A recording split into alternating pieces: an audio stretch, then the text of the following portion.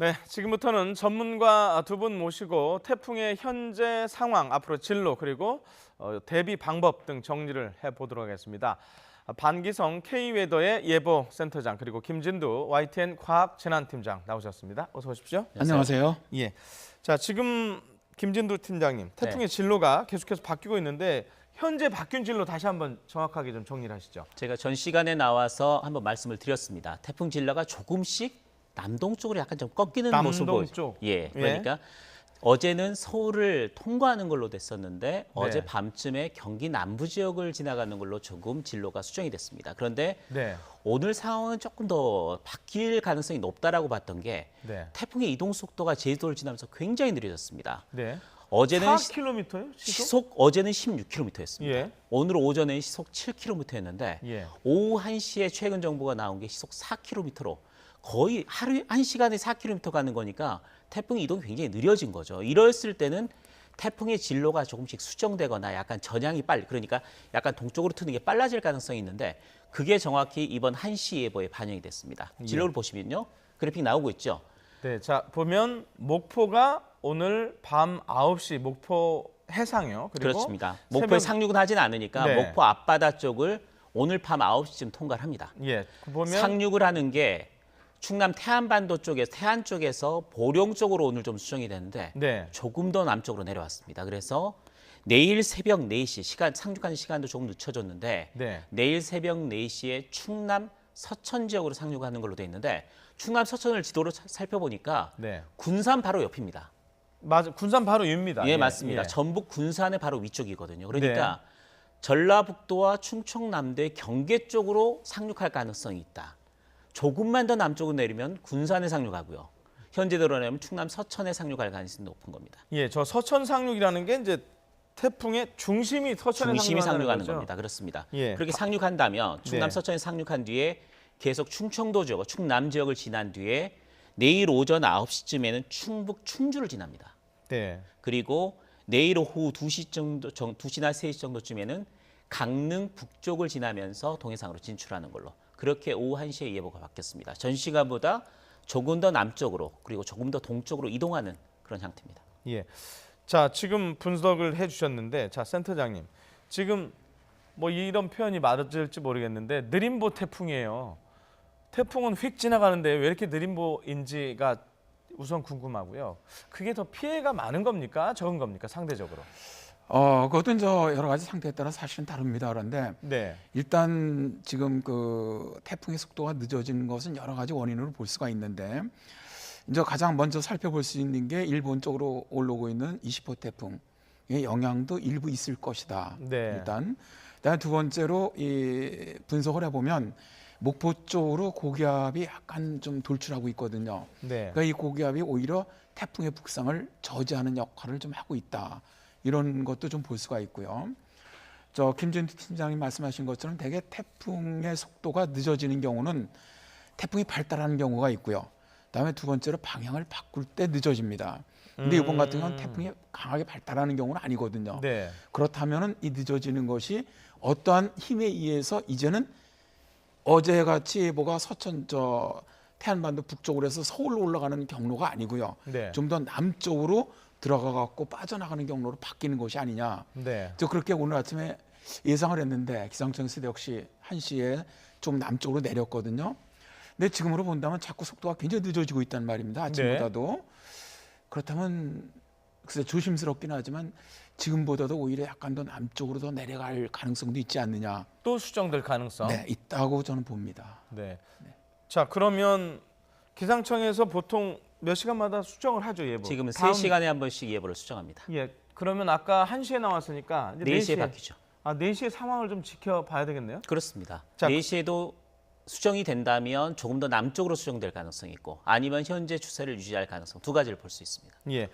자, 오늘 오전까지만 해도 내일 아침 출근 시간에 서울을 강타할 거다 그렇죠. 이랬는데 일단 그 부분은 조금 뭐랄까요, 우려가 조금 작아진 거죠. 물론 피해가 없다고는 할 수 없지만. 어제가 서울을 강타하는 거였고 오늘 아침 오전까지만 해도 경기 남부 쪽을 경기 통과하는 남부 걸로 쪽이었습니까? 됐다가 예. 지금 바뀐 게 이제 조금 더 남쪽으로 충청도 쪽으로 지나가는 걸로 지금 바뀐 겁니다.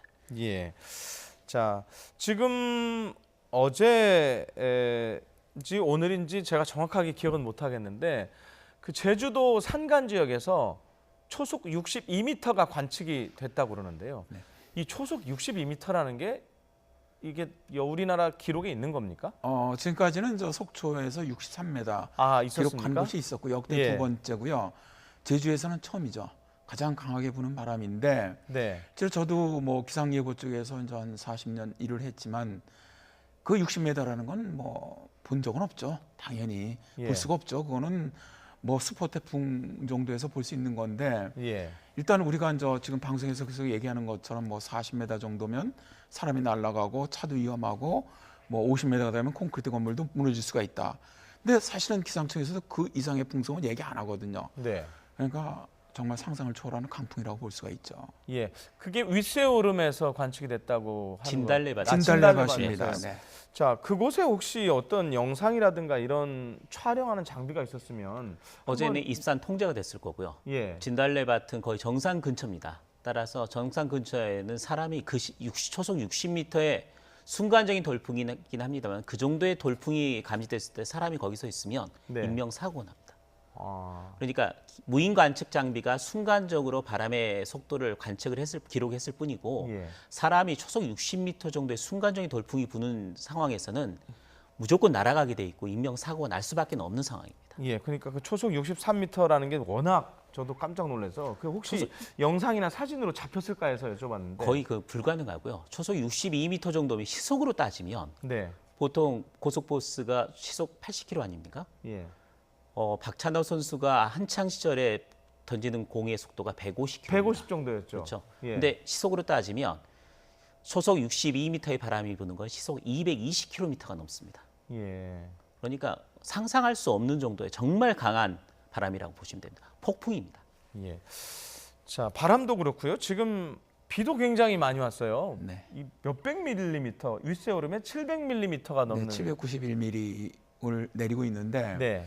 이 태풍이 그친 게 아니고 계속 내리고 있는 거죠, 제주 네. 지금. 예. 그래서 그 지금 스월릭 같은 경우는 상당히 바람도 강하지만 비도 많이 머금고 있는 그런 태풍입니다. 네. 그러니까 물론 바람도 그렇고 강수량도 그렇고 지형적인 영향도 있기는 하지만 그렇더라도 저 정도 내리는 거 보면 상당히 강력한 태풍이다라는 걸 어떻게 보면 증거를 해주고 있는 것이라고 볼 수가 있죠. 네. 자, 어제 그 바람의 속도를 좀 비교를 해보면 어제 일본에서 기록된 게 52m 정도. 52. 네. 우리나라 쪽으로 오면서 태풍의 뭐랄까요 강도가 더 강해졌다고 봐야 되는 건가요? 아닙니다. 강도가 강해진 건 아니고요. 예. 한라산은 지형적인 특성이 있습니다. 한라산 산간 지역을 올라갔다가 내려가면서 가속되는 현상들이 있기 때문에 산간 지역에서 기록되는 그런 풍속은 평지에서 기록되는 것과 다릅니다. 일본 지역은 평지에서 규슈 지역에서 50m가 넘는 그렇게 강풍이 관측이 되면서 그건 지역 사상 최고 기록이 된 거고요. 네. 한라산 같은 경우도 물론 굉장히 강한 바람들이 많이 관측이 됐습니다만 이번 태풍이 그 어떤 태풍보다 강도가 강했기 때문에 또 산간의 그런 효과가 겹치면서 초속 62m의 그런 폭풍이 관측이 된 겁니다. 네. 자, 이 태풍 이름이 지금 쏠릭인데 혹시 네. 태풍 이름 이게 무슨 뜻인가요? 미크로네시아에서 제출한 이름인데요. 네. 미크로네시아 지역의 전설에 전해 내려오는 족장 이름이 쏠릭이라고 합니다. 아, 전설의 족장. 네. 아, 쏠릭. 자, 태풍이 지금 예상대로라면 이제 서천에 상륙을 하는 걸로 되어 있는데 그 서천에 상륙한다는 게 이제 태풍의 중심 네, 그렇습니다. 아닙니까? 네. 보통 저희가 태풍의 눈 얘기를 많이 하는데요. 태풍의 눈 부분은 뭐랄까요, 좀 이 바람이 없고 뭐 조용하다는 얘기가 있는데 그게 사실입니까? 네, 무풍호천이죠. 예, 태풍의 중심을 향해서 이제 바람이 반시계 방향으로 불어 들어가는데 네, 안으로 들어갈수록 이 기압 차이가 급속히 증가하기 때문에 어느 선까지 들어가면 더 이상 구름이 안으로 못 들어갑니다. 못 들어가기 때문에 거기는 눈이 생기게 되는데 이 지역은 무풍호천, 바람은 없고 하늘은 파랗고, 그러니까 우리가 위성 사진상에서 보면 까맣게 보이는 부분이 바로 태풍의 눈이거든요. 그래서 이 태풍의 눈이 나타난다는 얘기는 태풍이 강하다는 뜻입니다. 네, 태풍이 약하면 눈은 없어지거든요. 그러나 태풍이 강할수록 중심으로 들어가는 이 기압차가 굉장히 커지기 때문에 어느 한계까지 들어가면 더 이상 안으로 못 들어가는 것이죠. 이 구름 같은 것들이. 일본 같은 경우 이제 뭐 도너 태풍이다 이런 얘기가 나온 게 사실 중심으로 들어가던 구름대가 그러니까 태풍 눈을 중심해서 이제 이 구름 벽을 만드는데 이 벽 자체가 상당히 강하다 보니까 강하게 만들어진 구름이 형성됐다는 뜻이기도 하죠. 예.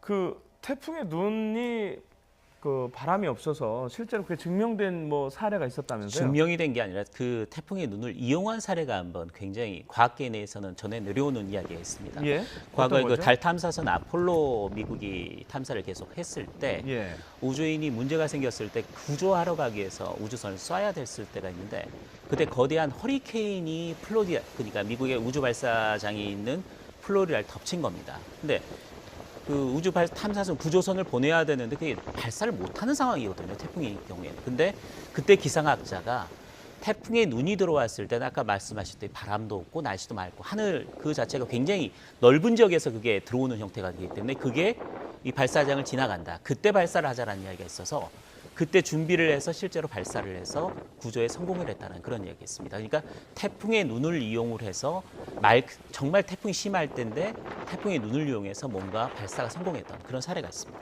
예. 자, 지금 저희가 조금 전에 일본 특파원을 연결했을 때 그 이 다음 태풍, 20호 태풍 시마론 얘기를 했어요. 그 시마론이 지금 쏠리가고 서로 상호작용하면서 오고 있는 거죠? 현재는 뭐 기상청에서는 서로 이 후지어라 효과라고 우리가 부르죠. 네. 두 개의 태풍 만들어지면은 서로 간섭하는 것이라고 얘기를 하는데 뭐 그렇게 큰 개연성은 없다 이렇게 얘기를 하고 있습니다. 그러나 어쨌든 지금 우리가 이제 보통 연구된 바에 의하면 1,000km 정도의 거리를 둘 때, 네. 그다음에 이제 이것도 물론 틀립니다. 어느 쪽 태풍이 더 강하냐에 따라서 좀 달라지긴 하는데 일단 제가 보기에는 지금 아까도 말씀드렸지만은 쏠리기 그 속도가 늦어지면서 약간 더 서쪽으로 왔던 것도 일단 그게 하나의 영향이 있지 않느냐. 그러니까 후지어라 효과라기보다는 뭐 상호 뭐 연관 관계라고 할까요? 이런 게 있거든요. 왜냐하면 시무론이 올라갈 때 이쪽에 있는 고기압을 좀 서쪽으로 밀어낸단 말입니다. 그러면 네. 그 서쪽에 있는 쏠릭이 조금 더 영향을 받을 수도 있다고 보는 것이죠. 네. 그 현재까지는 뭐 그런데 일단 이제 이게 문제는 20호 태풍 일본으로 올라가는 건 굉장히 빨리 올라가고 있어요. 그리고 강한 대형급 태풍입니다. 네. 쏠릭은 여기 비해서 이제 중형급이고 강하긴 하지만 그러니까 상대적으로 이제 저쪽이 더 강한데 저기 빨리 올라가다 보면 일단 이제 이 동해상에서 만나게 될 텐데 그 다음에 이제 어떤 형태로 갈 것이냐 그거는 좀 두고 봐야 되는데 합쳐질 가능성도 있고요. 뭐 따로 갈 가능성도 있는데 일단 이제 이것이 우리나라에 어떤 영향을 주느냐 지금 쏠릭에 네. 큰 영향은 일단 없다고 봅니다. 그러니까 이게 이제 빠져나서 동해 쪽으로 가더라도 이미 우리나라를 지나가는 것이기 때문에 거의 영향은 없지 않겠느냐 그렇게 예상을 합니다. 예. 자, 저희가 그 태풍의 종류, 크기를 그래픽으로 좀 준비를 했는데요. 잠깐 보여주시면 좋겠는데 소형, 중형, 뭐 대형 이런 태풍 초대형이 있는데 지금 쏠릭은 중형급이라고 봐야 됩니까? 태풍의 크기는 반경 초속 15m 정도의 강풍이 부는 구역이 어느 정도까지 범위가 가 있느냐를 보고 네. 결정을 합니다. 중형 태풍은 300에서 500km 정도까지가 중형 태풍인데 네. 현재 쏠릭이 중형 태풍입니다. 예. 일본을 향해서 이동하고 있는 대형급 태풍 시마로는 대형 태풍입니다. 그러니까 500에서 800km 훨씬 더 큰 그런 태풍이 되는 거죠. 예. 자, 저 지금 그래픽상의 왼쪽에 보면 저 태풍의 모습이 있는데요. 네. 지금 궁금해서 여쭤보는데 보통 태풍이 보면 왼쪽으로 반시계 방향이라고 해야 되나요? 네. 모든 태풍이 그렇게 도는 거죠? 태풍은 북반구에 있을 때는 그런 식으로 도는 거고요. 예. 남반구에 있을 때는 좀 다릅니다. 태풍과 허리케인은 다 반시계 방향으로 북반구에서는 작용을 합니다.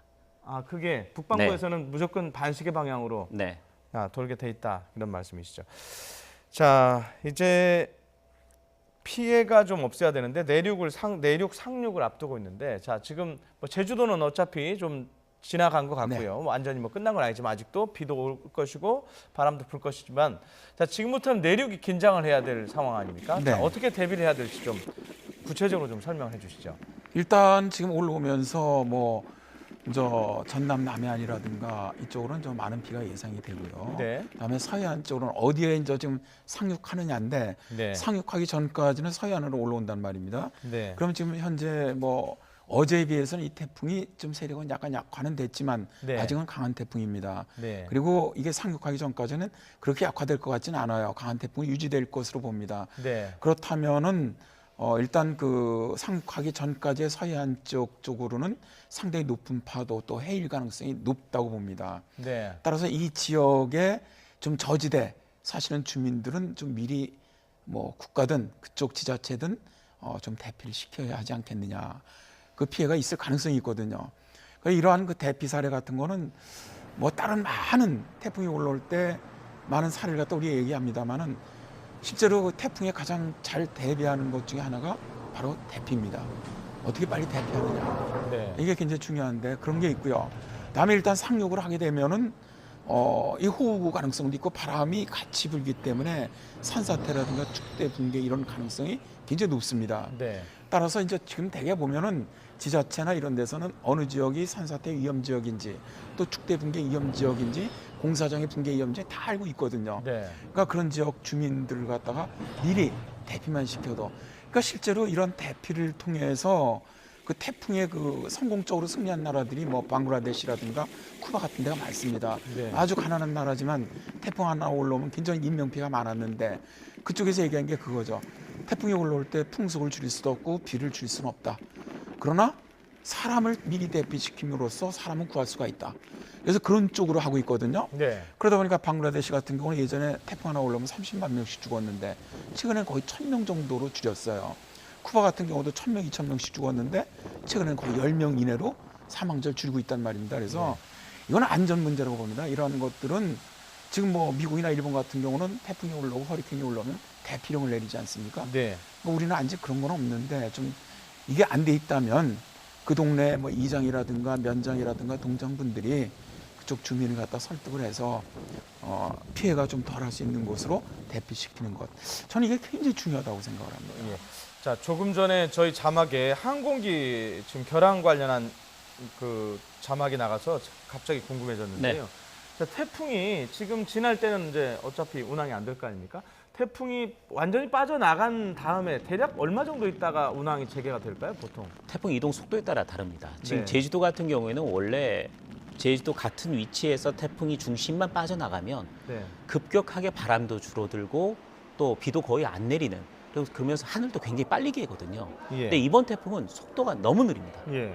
7km에서 4km로 지금 줄어든 상태여서 네. 중심 자체는 이미 제주도 북쪽으로 올라갔는데도 아직도 비하고 바람이 좀 강해지거든요. 물론 피크는 지났습니다만은 굉장히 빨리 개야 되는 상황이 굉장히 늦게 개는 상황이 돼버립니다. 그러니까 이번 같은 경우 제주도가 벌써 풀렸어야 될 시간이 지났는데 원래라면 빨리 17km 정도로 지나갔다면 오전 중에 상황이 종료될 텐데 아직까지도 이 영향이 이어지고 있는 상황입니다. 근데 사실상 국내선 같은 경우는 풀리더라도 내륙이 풀려야 되니까 내륙은 그렇죠. 아직 안 지나갔으니까 그렇습니다. 뭐 저 국제선 제주에서 다른 곳은 될지 모르지만 국내로 가는 건 이제 어느 지역에 따라서 달라지는 건데 현재 수도권은 괜찮거든요. 네. 근데 만일에 이게 서쪽으로 진행을 해가는 상황이라면 네. 전라도 지역이나 아니면 충청도 특히 충남 지역 같은 경우는 좀 어려울 수가 있는 거죠. 그러니까 태풍의 속도가 빠른다면 한두 시간 내에서라도 금방 바로 그 공항 상태는 좋아질 수 있다.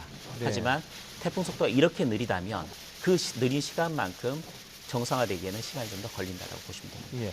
자, 센터님 아까 대비 말씀하다가 이 차량 침수 관련해서 질문을 좀 하나 드려야 되겠는데 보통 뭐 태풍이나 폭우가 오면은 차량 침수되는 경우가 많잖아요.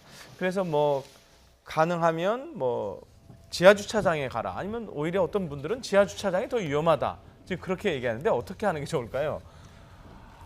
자, 이제 그 지금 일단 뭐 지금 태풍이라든가 집중 올 때 가장 많은 차량 피해가 이제 대개 하천 같은데 주차해 놓은 차량들이죠. 네. 그러니까 이제 지금 같은 경우는 뭐 일단 그쪽에 주차하면 안 되겠고요. 네. 그럼 어디로 가는 것이 좋으냐? 물론 좀 높은 곳에 가는 것이 좋은데 높은 곳에. 우리나라 뭐 지금 주차 사정으로 실제로 그렇게 쉽지는 않습니다. 네. 그래서 이제 이런 것 때문에 이제 그 강남, 서울 강남 같은 데는 차수막이라고 빌딩들 예, 올해 그 작년에 일본에서 가장 히트친 상품입니다. 마케팅에서. 차수막. 네. 예. 그러니까 빌딩에 이제 이게 호우라든가 태풍 같은 거 올라오면은 물이 넘쳐서 지하로 들어오거든요. 그걸 못 들어가게 그래서 하는군요. 네, 예. 그러니까 그게 차량이 다 잠기다 보니까 피해가 크다 보니까 아예 그 빌딩 지하로 들어가는 데를 막아버립니다. 차수막이라는 것을. 그래서 그런 거를 지금 우리 서울도 강남 빌딩에 상당히 많이 만들었어요. 그래서 그런 데가 있는 데면은 괜찮은데 만일 그렇지 않고 호우가 내리는데 지하 주차장으로 들어갔는데 지금 우리 지하철 같은 데도 넘치면 지하철 물 들어가거든요, 그대로. 그래서 그런 데는 오히려 안 하는 것이 낫겠죠. 그러니까 그런 것은 좀 살펴봐야 할 것 같습니다. 예. 자, 김진주 팀장님. 지금 밤사이하고 내일 아침까지가 상당히 내륙에서는 고비일 것 같은데요. 그렇습니다. 자, 아침 출근할 때 이 차를 갖고 가야 될지 대중교통을 이용해야 될지 여기에 좀 팁을 좀 주시죠. 대중교통을 이용하는 게 우선 나을 것 같습니다. 왜냐하면 네.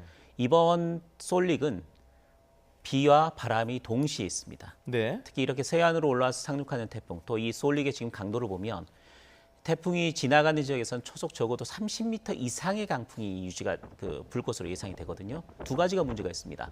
나무 같은 게 떨어지면서 길을 막아버릴 수도가 있고요.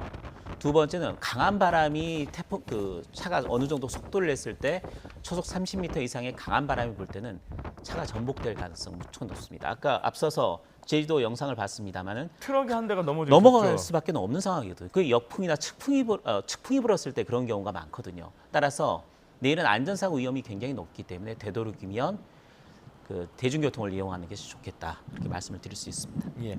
자, 지금 태풍 얘기하고 있지만 저희가 올 여름에 폭염 얘기를 하지 않을 수가 없는데, 자, 지금 태풍이 오기 전에 어제 같은 경우 서울은 굉장히 더웠어요.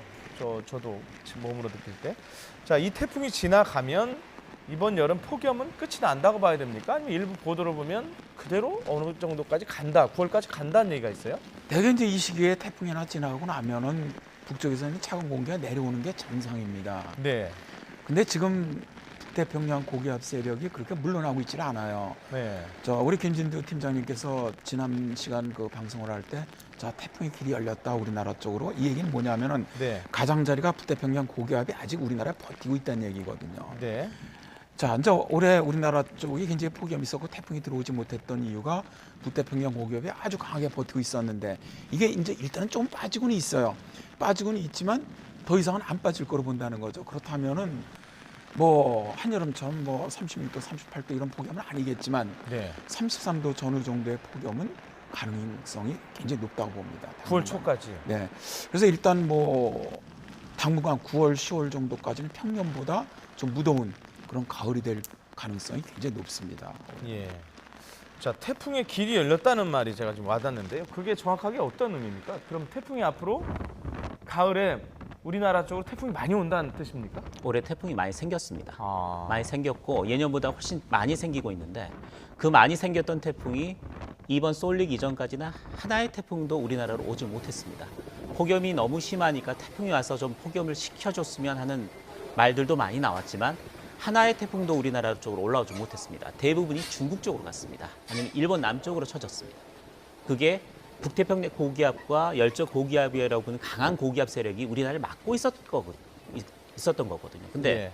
아까 센터님 말씀하셨듯이 그 고기압의 가장자리가 일본 쪽 그리고 경남 쪽까지 약간 수축돼 있는 상태입니다. 그렇게 된다면 앞으로 뭔가 태풍이 생겨서 북상을 할 때는 그 가장자리를 타고 이동을 하거든요. 네.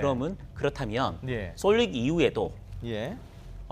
중위도 태평양 부근에서 뭔가 태풍이 만들어진다면 그 고기압의 가장자리를 타고 올라온다면 일본이 아닌 우리나라 쪽으로 올 가능성이 높습니다. 예. 그러니까 기상청 예보에서 이제 앞으로 좀 폭염 한풀 꺾였다. 네. 그렇다는 이야기는 이 고기압이 일본까지 수축했다는 이야기고, 그때 태풍이 올라온다면 무조건 일본으로 갑니다. 예. 그런데 아직까지 좀 더울 것이다라고 예보가 나온 상태라면 이제 태풍이 온다면 또 우리나라로 오겠구나라는 그런 우려를 하고 거기에 대비를 해야 된다는 이야기입니다. 적어도 9월 중순까지는.